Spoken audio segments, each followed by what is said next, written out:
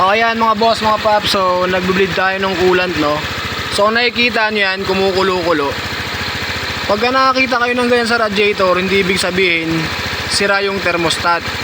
Kasi merong mga ibang shop na pag dinala yung Samurai, nagbawas ng coolant sa reserve, umilaw yung temperature sign, dadagdagan ng coolant, tas pag kumulong ganyan, nasabihin ng gumagawa na sira yung thermostat.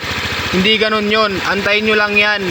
Iilaw talaga yung temperature sign doon kapag mainit na yan. Mag-check engine pa nga yan eh. Kasi sa Samurai matagal i-bleed yan, minsan oras ang inaabot para lang i-bleed yan.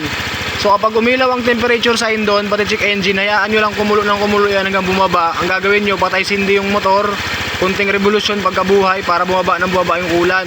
Kapag napuno na yung block nyan, kusang hihinto yung ibabaw na yan, magiging normal na yan, pati yung check engine doon sa panel, pati yung temperature sign, mawawala yan.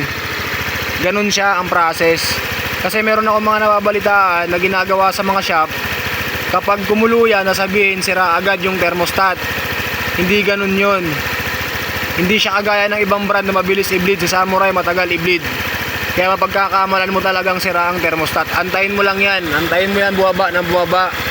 Tapos patay ng makina, bababa yan. Pagka open, kunting revolution, bababa yan. Pag bumaba, salin. Kapag napuno na yung block, magiging stable na yan dyan. Hindi na yan kukulo, normal na yung coolant.